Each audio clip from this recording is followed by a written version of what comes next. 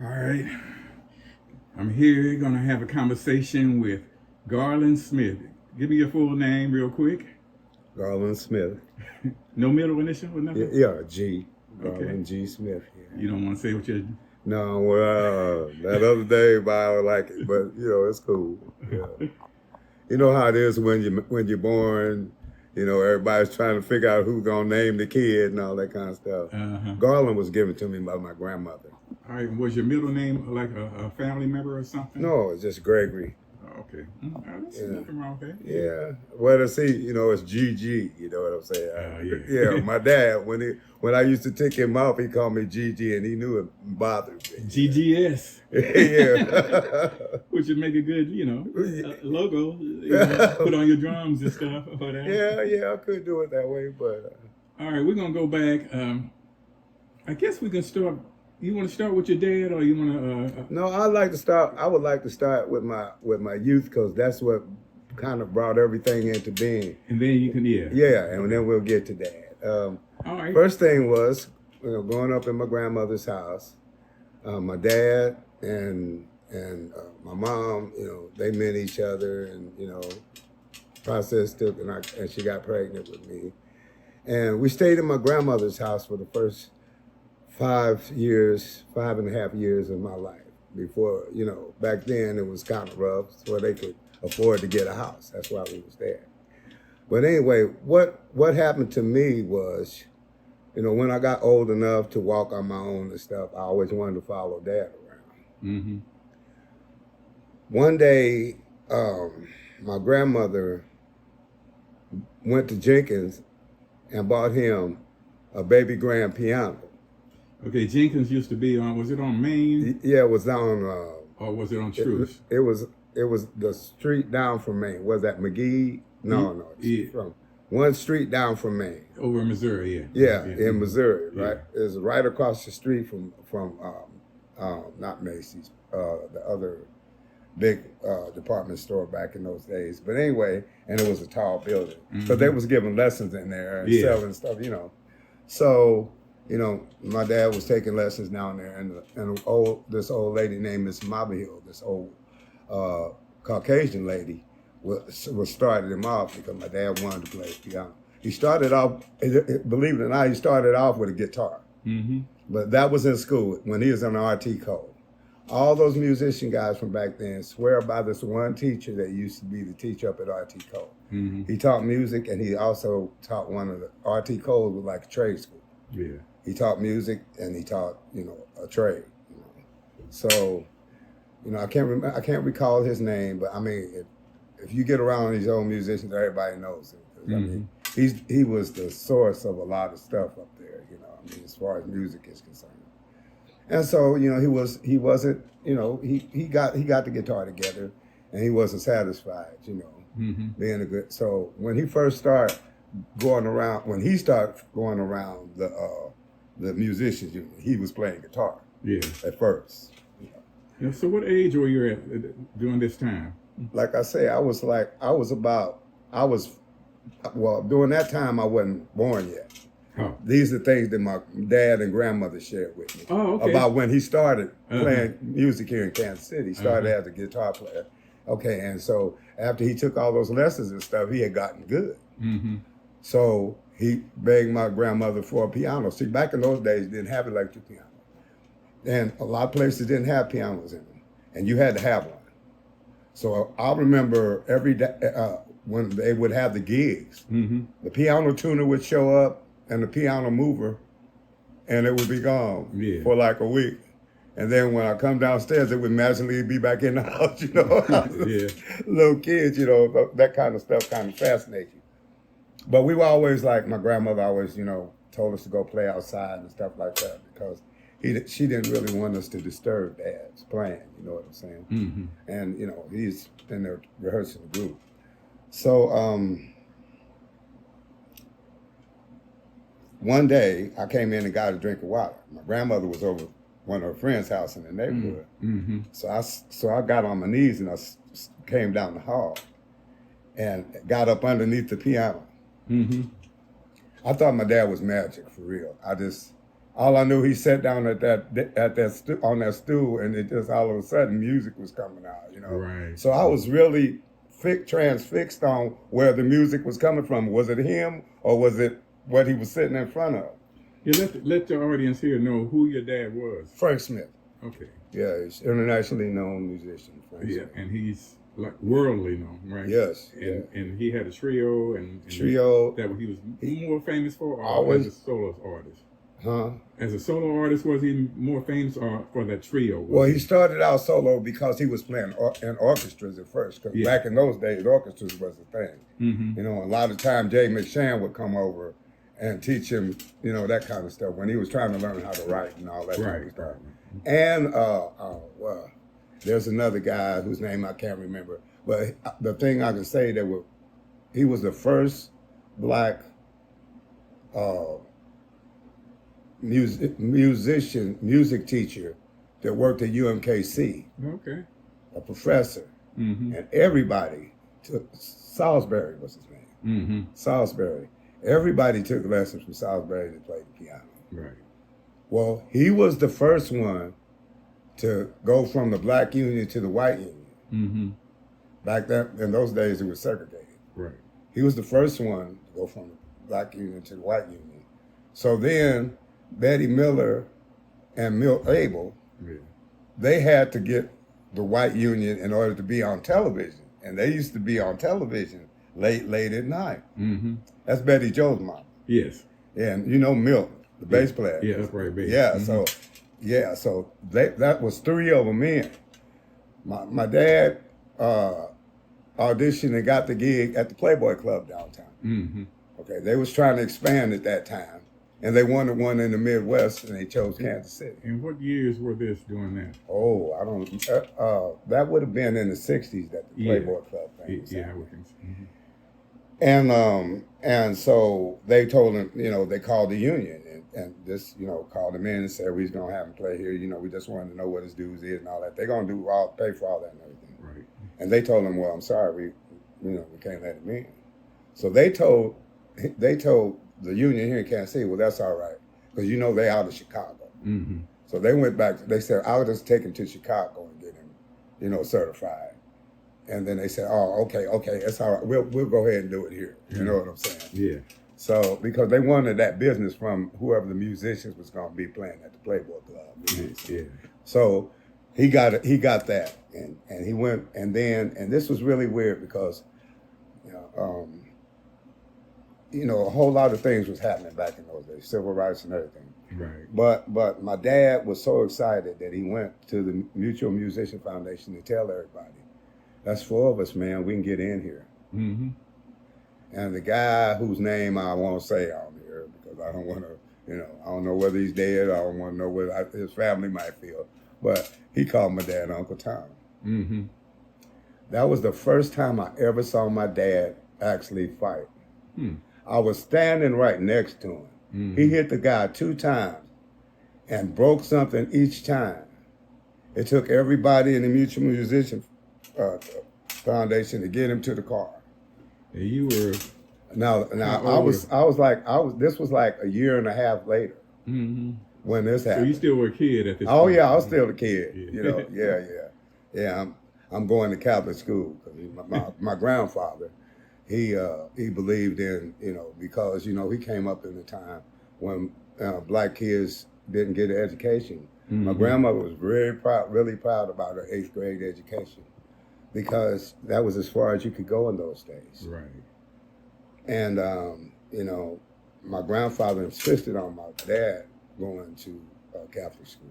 Okay. And my dad insisted on me going to Catholic school. Yeah. I remember you telling me stories as being a real small kid. Oh yeah, I'm gonna tell you that. Well, okay. Well, now I was just walking. It wasn't long. I was just walking. Mm-hmm. And this beautiful woman comes to the door. Mm-hmm. And I mean, she was so statuesque. Her skin was so smooth. She was drop dead gorgeous. Mm-hmm. And I don't realize that that's what's stopping me in my tracks because she's so pretty. And I'm looking at her with my mouth open and my My grandma said, close your mouth, so something fly in it. And she walked up to the door and she said, hi, baby, and all this kind of stuff. And they hugged everything. And, you know, back in the day, Yeah. they didn't let black people stay in the hotels. Mm-hmm. They had one place here in Kansas City, was up on Armour. Mm-hmm. And once that was full, you know. And when she came while another group was still here. Mm-hmm. You know, Cab Calloway, all them folks stayed up there when they came here. So this was a famous artist? Oh yeah, yeah. Okay. It was Mary Lou Williams. Okay. She was standing at the door, man. Okay, so here we go. This is the funny part. She picks me up because she loved kids. Yeah. And she hugs me into her chest. Now she had a pretty nice sized chest. Uh-huh. And I couldn't breathe. Boy, I could not. So I started tracking. And she said, oh, and she put it out. She said, the baby don't like me. Okay. And I wish I had a minute again so I could tell her that wasn't it. Yeah. You know, and probably get a laugh out of her. Uh-huh. But all kind of people came through there. You couldn't breathe, could you? Huh? You couldn't breathe, could you? No, I mean, when I say she had me around the shoulders and by the head, you know, and the head was up in here. You understand what I'm saying? Yeah. I was there. But to you know, just blows my mind how those type of people was in my life early. Yeah. Mm-hmm. You know what I'm saying? I guess I was doomed. But when I got stuck, back to the story about the piano, mm-hmm. I was so curious that I had crawled in there, and you know, the drummer Mm-hmm. that he had at that time, you know, he knew I was there, but he never did tell on me. But I finally stood up and put my hands on the bottom of the piano, mm-hmm. and once I felt that vibration, it was over for me. Mm. From then on, I knew I wanted to be a musician. Yeah. And did you start playing drums in school or In church. in church? My grandmother had this thing. She said she felt like if I keep it in church, they won't get in trouble. Okay. My grandma was the first Baptist person I ever met because she belonged to Baptist church. But at night, on Sunday night, she'd take us to the Pentecostal church. Did you have any brothers and sisters? Yeah. Oh, yeah. I got brothers. But at that time, it wasn't. My little brother was born a year and a half after me. My little brother by my mother. Okay. I got two other brothers, Mm-hmm. or three other brothers by no, you know, but we don't do step. Same way with my family too. Yeah. Mm-hmm. We don't do step brothers. We brothers. That's the first thing my mother said. Yes. That's right. Now, Absolutely. the one that's there is your. That's right. Is your parent. You got same blood. Y'all all got the same blood glowing through your veins. Yeah. Yes, sir. So, starting in school, what grade school did you go to? Crispus Attucks, Okay. which is very interesting. Oh yeah. Well, I'm gonna pull that in later for when I go to the service. Okay. But yeah, it was very interesting, and I that was the best teacher I ever had. I've had professors by far. She was straight out of the Black Historical HBU. Yeah. She was straight out of that, and she was about 4'5". Mm-hmm. I mean, thick Mm-hmm. and real. You know, she was charismatic, but she was no nonsense. Yeah. And she taught me so well. And there's other people that know. She's such a good teacher. I knew her whole name, Captoria D. Fox. Okay. Miss Fox is legendary about so many people that she taught. Yeah. And she was determined that when you left her, you was gonna have excellence in your body. Yeah. In middle school, they call them junior highs back then. Yeah, I went to Lincoln. Okay. I was a Lincoln guy, and yeah, I went to Lincoln. And Lincoln was a junior high? Yeah, Lincoln Junior. Okay. It's right across the street from Lincoln. Yeah. Okay. Yeah. And then your high school was what? I didn't. I didn't make it to Lincoln High School. Okay. I didn't make it to Lincoln High School. Tell a funny story about that. Okay. Because when my dad and mom broke up, we was staying somewhere different every other year. A lot of weirdness went on during that time. Because it was only the two of us, I had to take responsibility for my little brother, of course, when she wasn't there and stuff like that. And we was constantly moving, so I was always the new cat on the block. So I was always catching hell, especially with a bad little brother like what I had, Anyway, so long story short,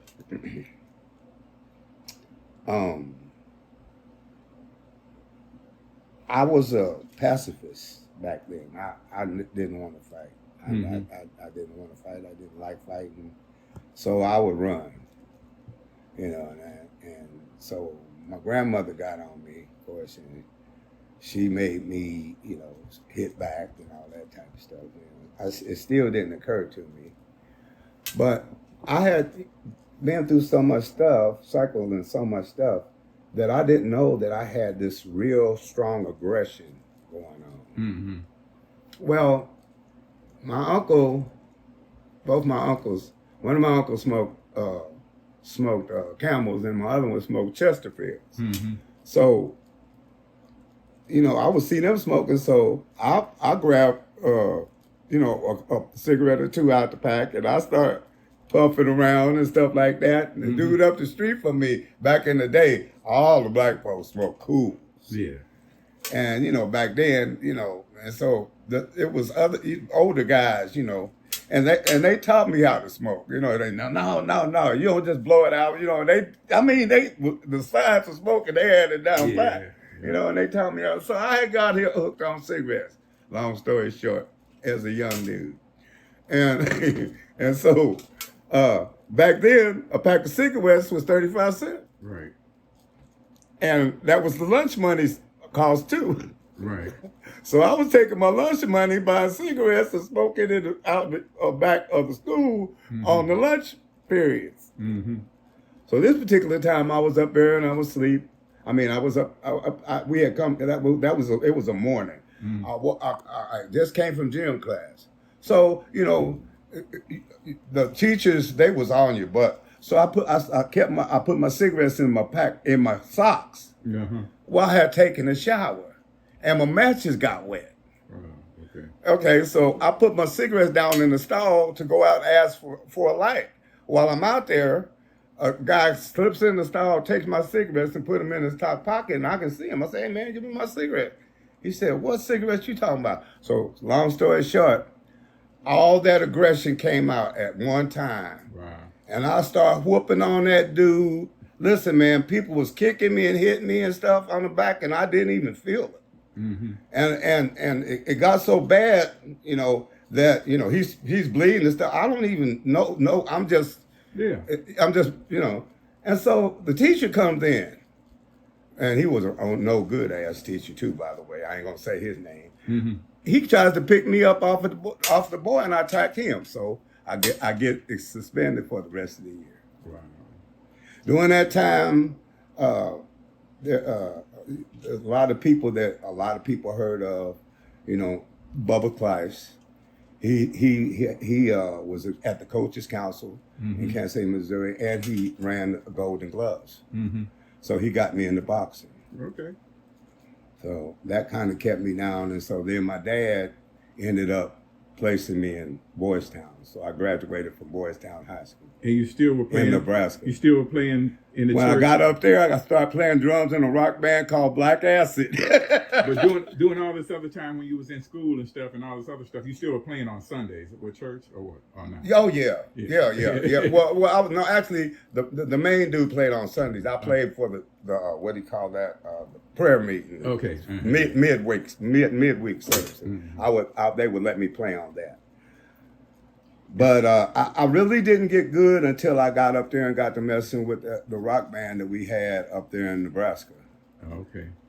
And by the same time, I met Buddy Miles. Okay. He's from Omaha. Mm-hmm. And I met Buddy Miles. So And we was doing his song changes. And I met him and I was floored, you know. So you playing with that group or whatever, but the boxing thing, back to it.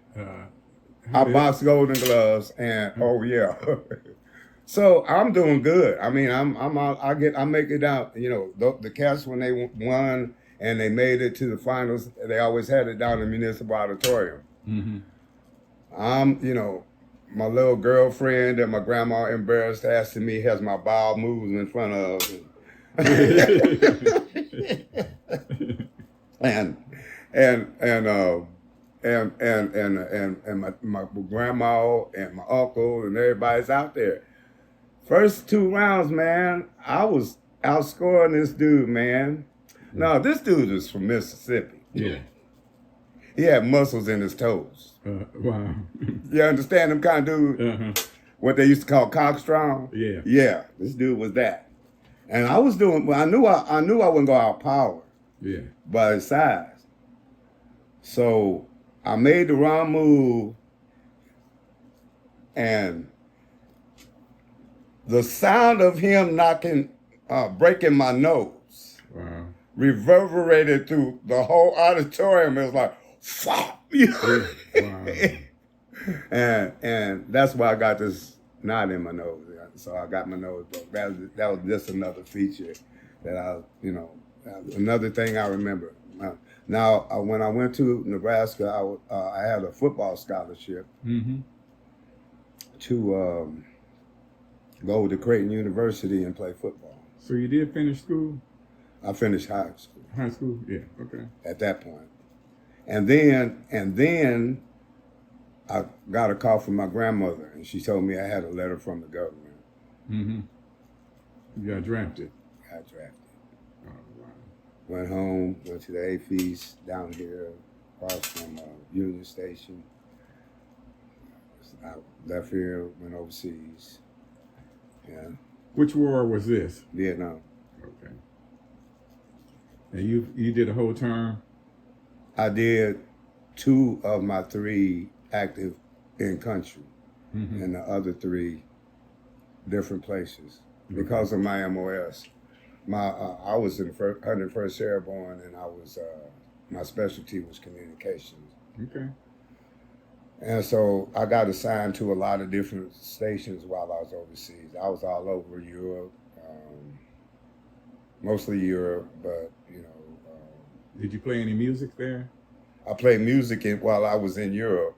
Okay. Just as a matter of fact, I brought a drum set, a sonar drum set, and that's what I came back to America with. Any crazy story you want to share?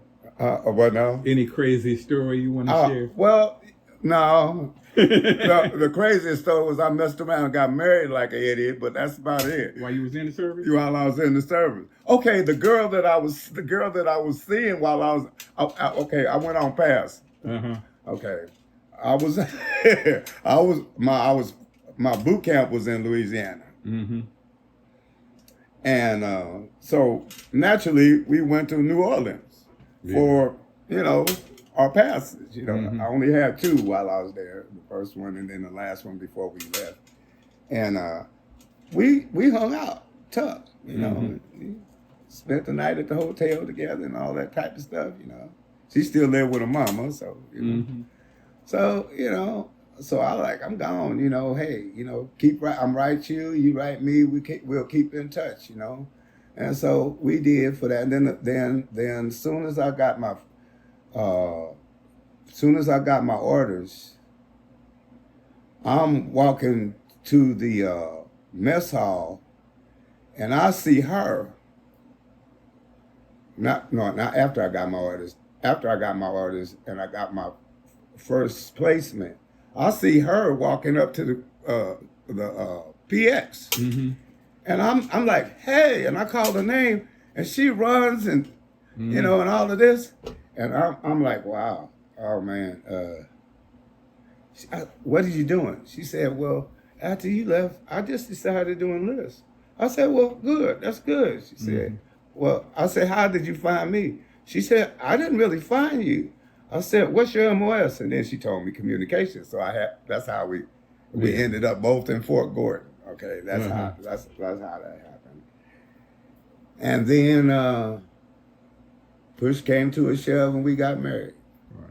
I should have, if I hadn't got married, I'd have went straight to Nam from there. Okay.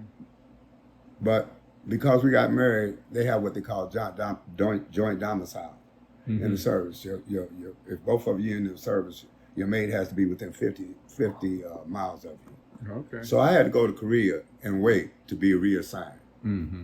And so I got reassigned over to them, and then from Europe straight to Vietnam. From Vietnam back to Europe. Okay, after the service, what's your next chapter? Well, my next chapter is that I came back with drums and couldn't find nobody to play with. And this is where Kansas comes in. Okay, was this 80s, early 80s, or late 70s? Oh, this was 78.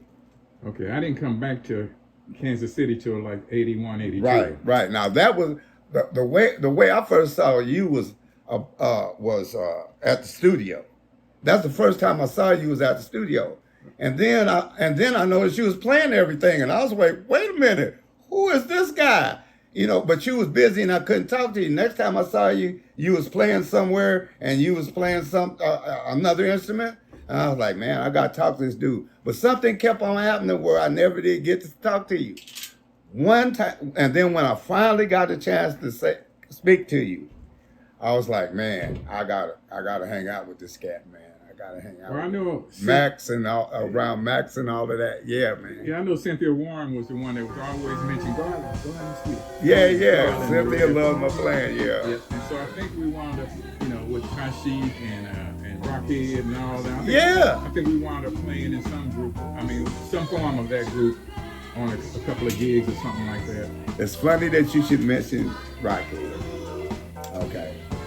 So, Rockhead was the one that referred me to Smoke. Mm-hmm. And once I played with Smoke, all of a sudden, all the Kansas dudes embraced me. So, little thing, Missouri people out there that think Kansas and Missouri can't work out together, it works out. Them brothers embraced me, I'm telling you. Smoke was one of the big groups. It was a singing group, right? Right. And when I was with Smoke was when the Missouri people got to hear me playing. Who was some of the members of that group? Oh, shoot. Well, the two brothers, Arthur and Ernie Malone. Mm-hmm. My cousin, what is his name? Larry was a hot dude that sung real high. Who was in the band? Oh, shoot. Well, this is where I first ran into what's his name? They brought him in. He was still in high school. Kenny Hudson. Okay. Kenny Hudson was playing bass. Yeah, he's the cat that you hear on that album, that first album, as a teenager, killing it. Yeah. And then me, Rockhead was playing bass after him. Rockhead was off. Every time we went out of town, Rockhead was playing bass. Because something happened with his mama, his mama and him stopped playing. And he was young. He was young. So they had to sign a thing for him to play. So I get back to we go out of town quite a few times together. They drop the album, and then we go on tour to push the album. And this manager dude left us out there on the road with no money. Took all the money. Les Matthews. And I had to find jewelry and all kinds of stuff to get back home. I learned from the old cats to get some jewelry. I never was a jewelry type. I put it on. I got jewelry, but I ain't something I normally do. I'm not real. I know we did a couple of gigs with Norman Brown too together back during the 80s. Yeah. Well, see, what the deal with Norman was Bishop Cunningham, right, saxophone player, was his teacher. Right. I played in the first band with him. that he ever played with. Okay. Yeah, it was, Bishop Cunningham, me, him. I can't remember who was playing bass on that, but because Bishop had a cadre of guys that he would pull in. The band that I remember the most was he and I and Horace Washington and what's the bad brother that died on the organ? Everett DeVan, not Everett DeVan. Huh? Everett DeVan. Okay. We would turn the Aphrodisia out every Saturday matinee. I mean, we had them dancing on the tables and stuff. I mean, it was always packed when we played there. Seemed like Joe Charles played with him sometimes too, didn't he? Or did he? Probably. So I never played. I didn't play with Joe in that band, but I'm just talking about the work. So because what I'm trying to put together is him and Bishop.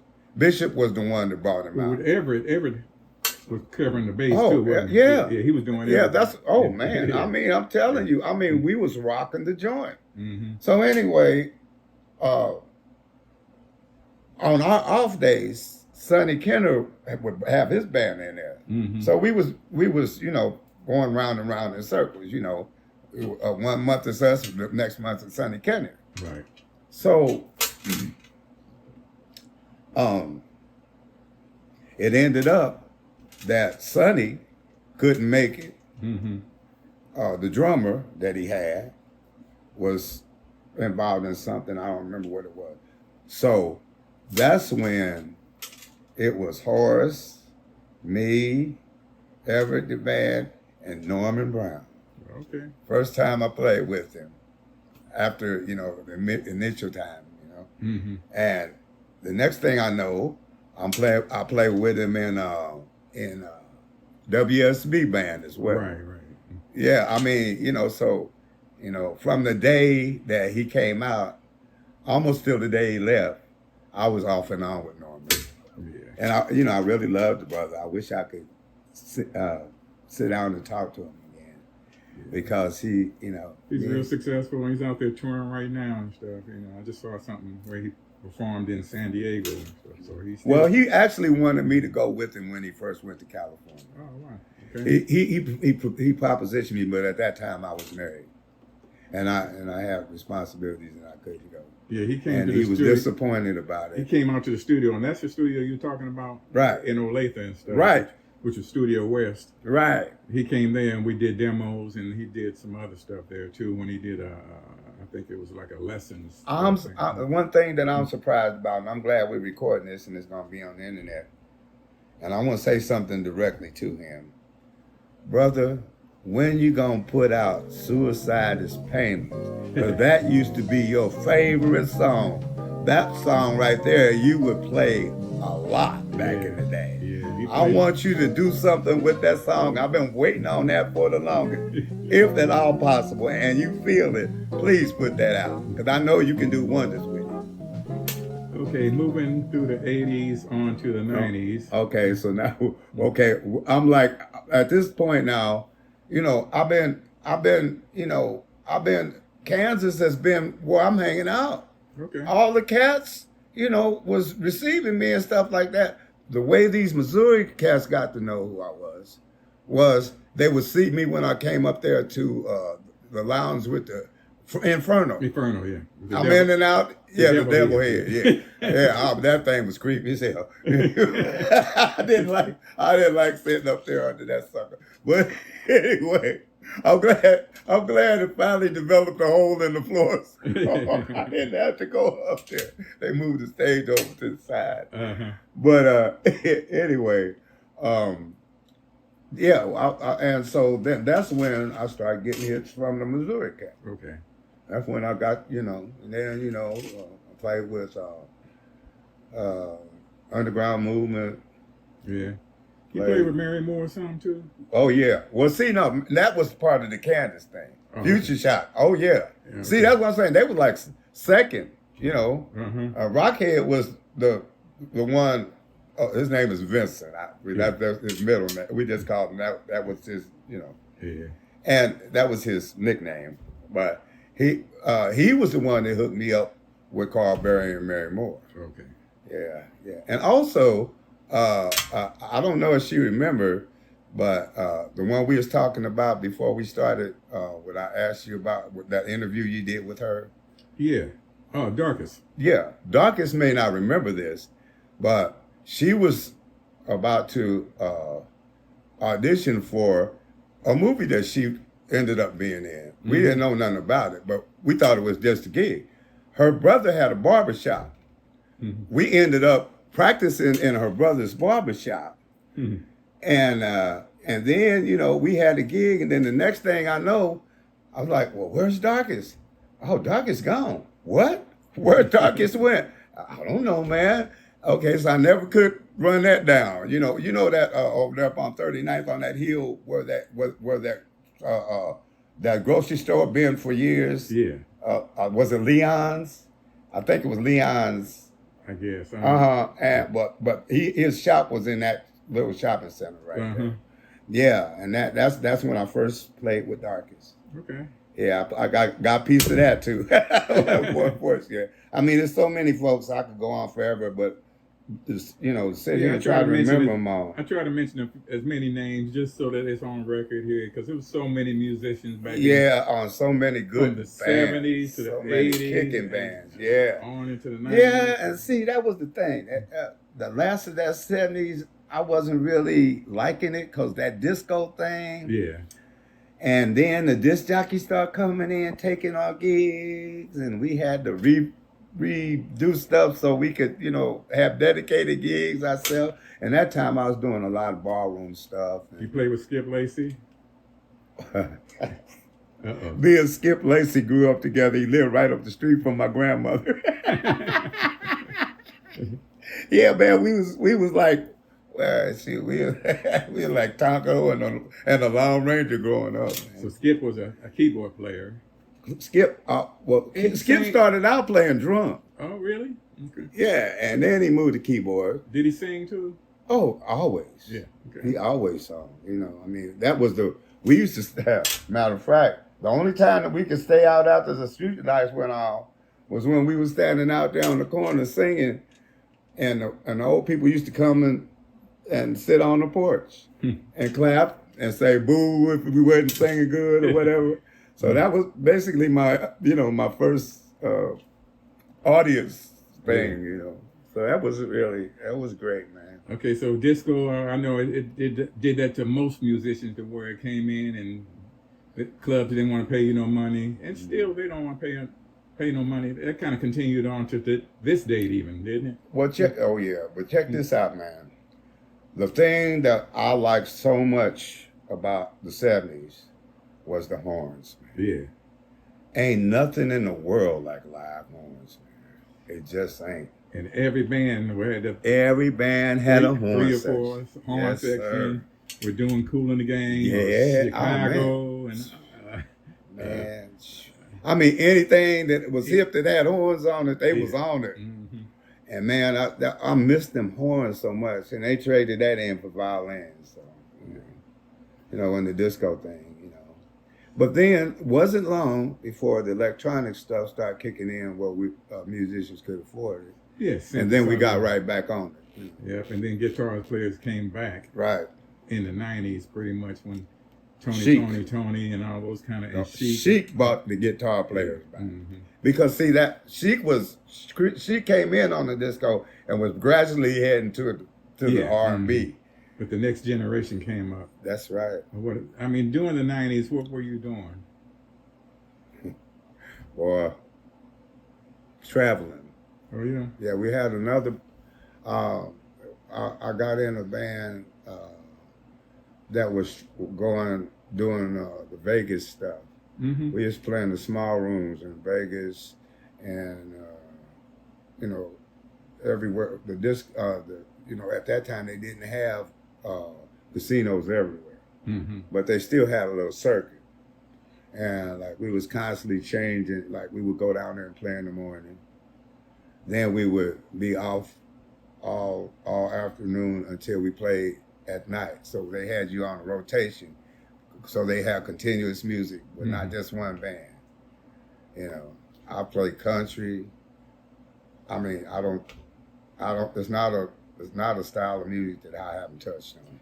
Backtracking a little bit, I know you said you wanted to mention some time of the service to the Christmas Attic School. Oh, yeah, yeah. What was the time there that you wanted to make sure you mentioned? About the Christmas Attic School? Oh, yeah, okay. So you do realize that Crispus Attucks was the first man to die in the American Revolution, a black man. Yeah. And I remember that out of everything that she taught me, that thing hit me the most. Just because, you know, we just left of Jim Crow at that time. Yeah. And to know that what we have been contributing from the very start to this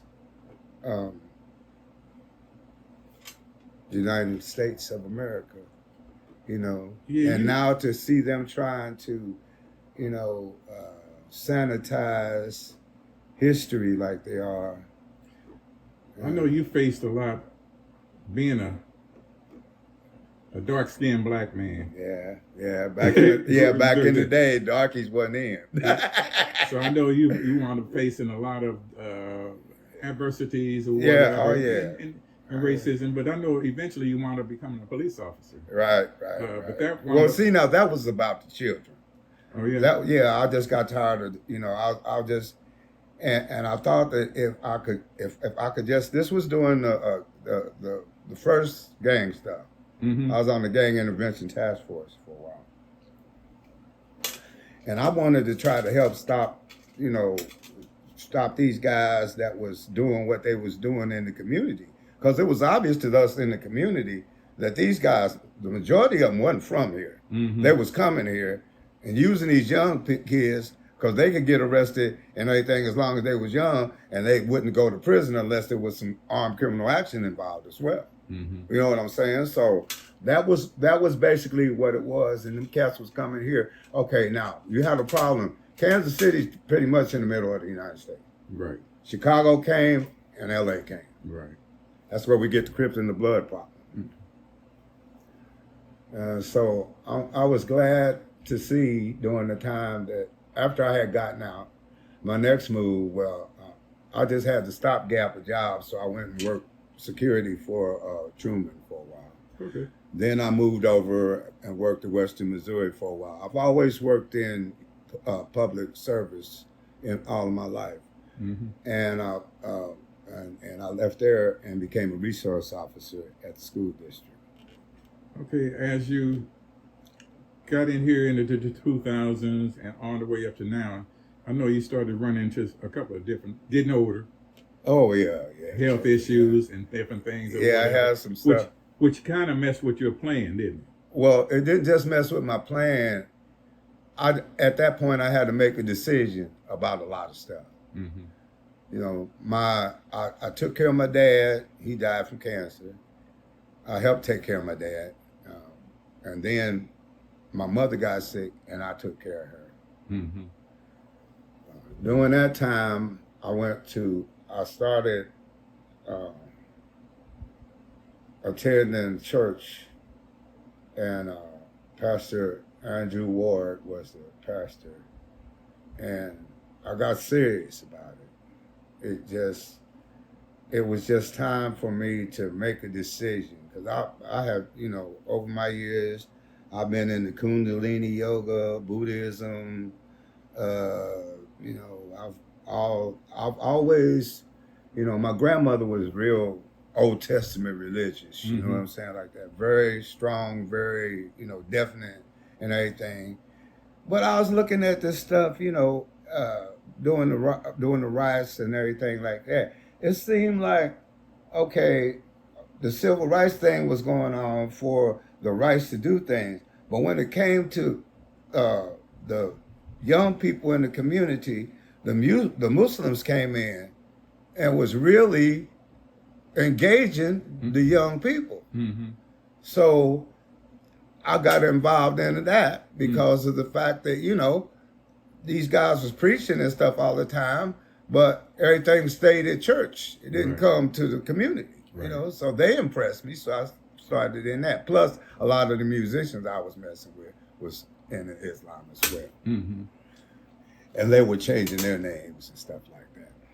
I don't even remember what attributes they gave me because I just stayed long enough to figure out that it was just another religious thing where basically what it is, it's a system of works. It's just like the Old Testament, only they put their customs along with it. Mm-hmm. You know, just like the Jews had a thing, you know, but the whole issue on biblically speaking was about the Hebrews in the first place. Mm-hmm. Those are God's chosen people. Abraham was a Hebrew.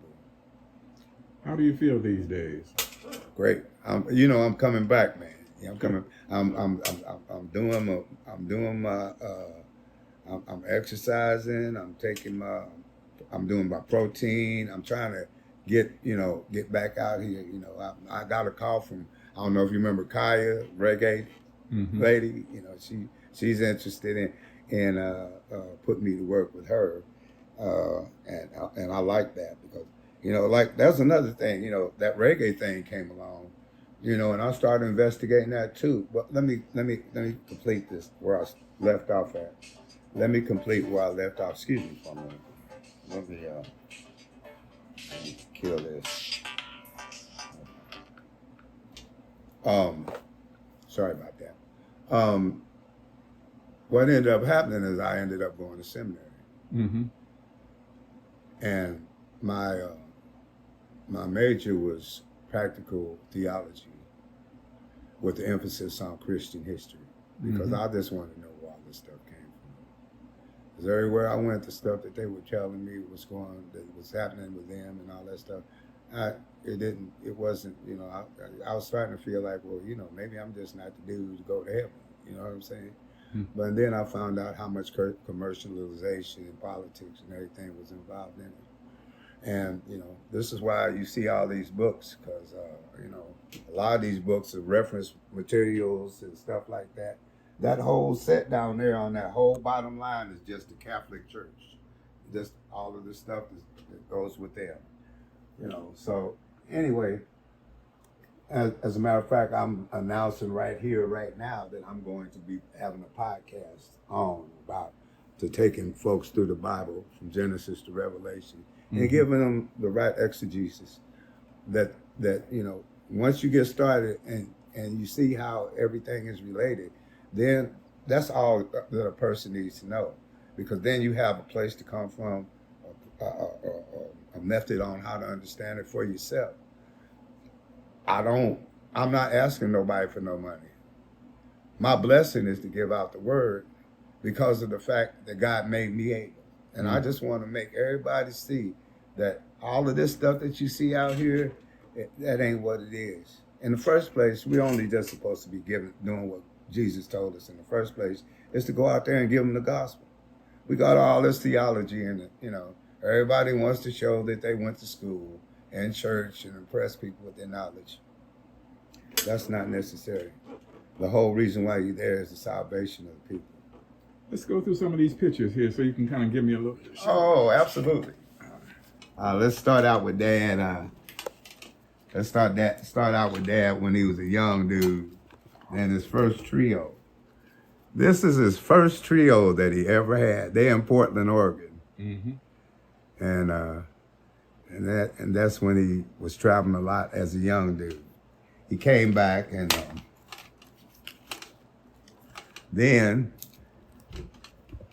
he got this group together.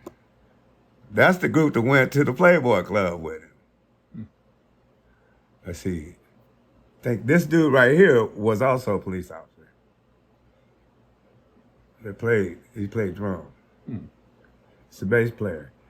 And later on, they switched this guy with a guy named Omar Yeoman. He played it. He had the first electric bass that I ever saw in my whole life.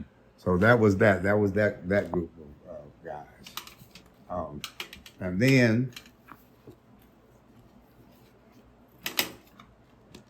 this is the promo picture for when he got the job at the Alameda the last 20-something years.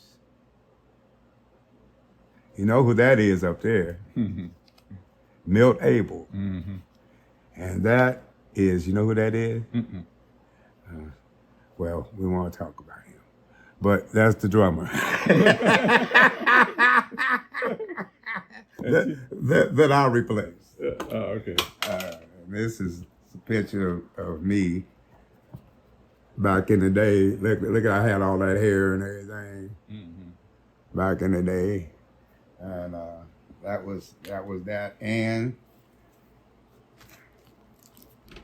that's his personal promo picture.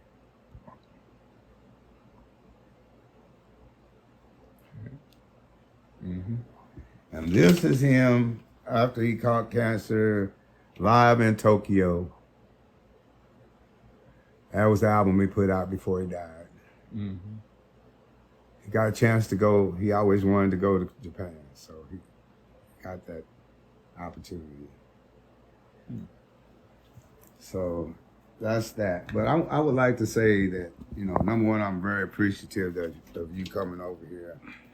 I encourage everybody and anybody who has something to contribute to the Kansas City experience as musicians, and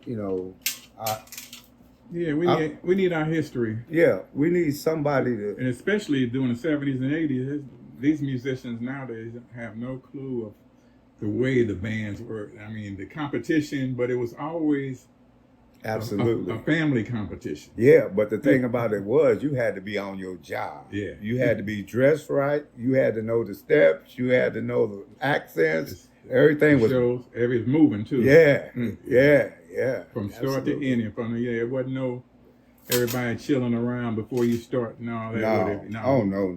You did that at rehearsal. Yeah, you got set up as a professional group, and you did your set, then you took your break out, wherever, and then you came back, you hit the next one. And sometimes when you took your break, you was discussing the first set. Exactly. Yes, sir. Because you wanted to have it just right. People have pride in their, that's something that I see that's been leaving America for a long time. All of the artisans had pride in what they did. Yeah. And now they just throw it out there and say, hey, that's what it is. It's about money or whatever. Where I try to tell people, if you making $5, $50, or you making $5,000, you still got to play the same way. Put the same effort and same professional. That's professionalism. Yeah, right there. Because you care about how you present yourself and how you, Well, not only that, I always was a big person about honoring the music. Yeah. Because I know somebody labored to put that together. And just out of respect for them and the music that we playing, I just thought, kind of like every time I played it was an homage to whoever put it out there. Saying I respect you, brother. What would you like to leave? What would you like to leave as far as your name and who you are, who you were on this earth?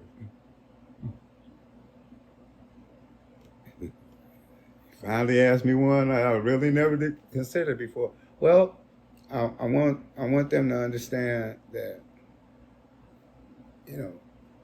I never claim to be perfect, but in a very real sense, everybody who I played with or had some kind of experience with in my life, I just want you to know that we touch souls. And some of you rubbed off on me, and some of me rubbed off on you. So it would be hard for me to hate any of you guys without hating myself. What advice would you like to leave to the young next generation or whatever generations watches this? Be true to what you're doing. Be true. If you're going to do something, don't mess around. Do it. Hey, and look at everything. Because there's so many areas. I see young people all the time do simple stuff that lets me know that guy could be doing this. That guy could do that. This guy could be doing that. The talent is, there's no lack of talent in Black people. We are very creative by nature. I hate to bring my good friend, one of the people I think the most highly of in this city. I hate to bring him in, but the reason why I call him professor, man, because I see the effort. I see the love. I see the, I mean, we both know it's struggle. And don't be afraid of it. By all means, even if you have to struggle. If it's what you want to do, don't let anybody discourage you, because they don't know what's in you and what you're going to bring to the world, man. And everything you guys do is important. It's very important. And I just want everybody to be the best that they can be. Yeah, the hardest thing for, I think, any individual is to have that self-discipline, to follow through and to make themselves, because nobody's going to give you anything or just hand it out or make you do something like that. Yeah. That's what a lot of people expect or what. And some are given, some are blessed to where they're. Well, the thing about it is, if you're doing it for an attaboy, I mean, just to be seen, chances are you're not into it for what you should be into it for. Right. That's when, I guess the best way to say what you're saying is you have to learn how to encourage yourself. Yes. It was times, how about a drummer with no drums? At one time, the drums that I came back, the Sonar set that I came back to the world with when I got out of the service, I had to sell it to go see about my mother when she lived in St. Louis. But I went to the pawn shop, got me another one. And, things come and things go. The main thing is I never stop loving what I love. I love music. Music loves me. Sometimes, one of the most difficult things in my life and nobody there to help me, Stevie would put out a song that would encourage me. Earth, Wind, and Fire would put out a song that would encourage me. Because I loved it and it spoke to me. Even God speaks to me now through songs. I was at my lowest point and I was contemplating suicide at one time.